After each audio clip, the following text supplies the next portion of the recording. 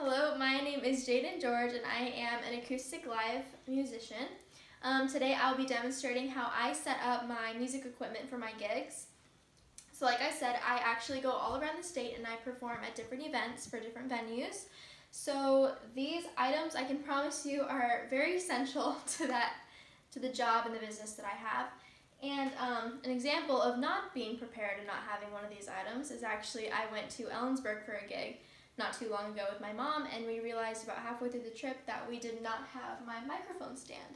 So we realized that this was an issue, and when we got there we did not really know what to do. So we had to go to the nearest Walmart and we tried to buy a floor lamp to tape the microphone to, but as you can probably guess, that did not go well. But last minute someone came through, so we were very lucky in that situation.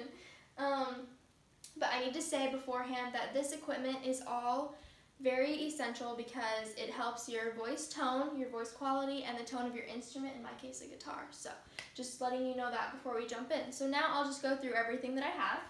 So this right here is my JBL1 speaker. I know it looks small, but it's very powerful, and these actually stack, but it's too hard for me to push them in by myself, so my dad did them beforehand. Okay, so then next we have a microphone and microphone stand. So this is my microphone, and this is the stand that I got. It's a Hercules. And then my chair is Frameworks. It's nice and it folds up really easily, so that's nice. Music stand, music.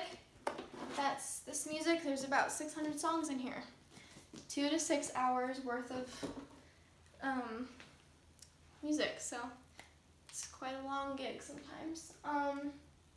Of course, my guitar, which is right there.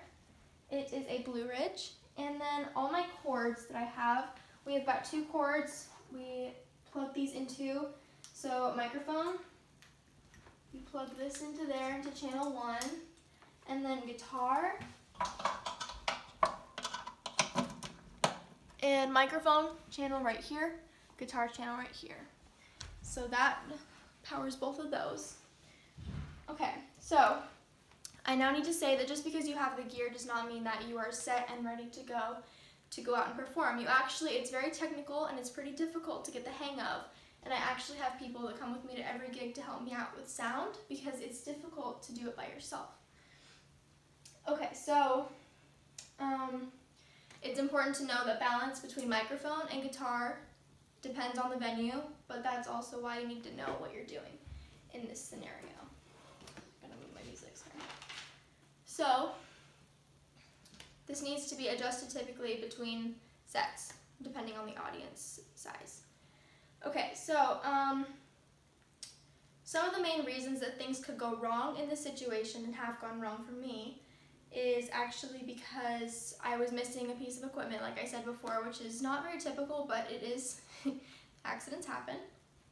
And then also voice restraint. This is very important because if you're not used to singing for long periods of time, you need to definitely be prepared for that beforehand when you know how long you're going to be performing. Misusing equipment, not balancing those, like I said. Ways that you can prevent this, I actually have a checklist that I take to every gig that I have, which is so helpful.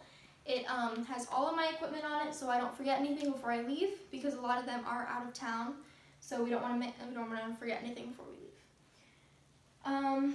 Voice warm-ups. I have a long set of voice warm-ups that I do before every single gig, which is so important for your voice to make sure that it's being taken well care of, so that's important.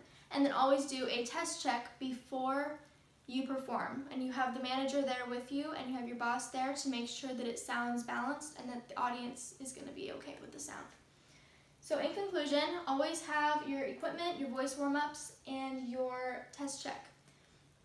And for a final few tips, always go out and engage with your audience. It's so important because it's a give and take. If you talk to them during the break, they will engage with you during your performance. And then also, the little kids look up to you when you're in this position, so you need to set a good example, and you need to talk to them, and you need to be nice to them. So that's all I have for you guys, but thank you so much for listening, and I hope you learned something. So thank you. Bye.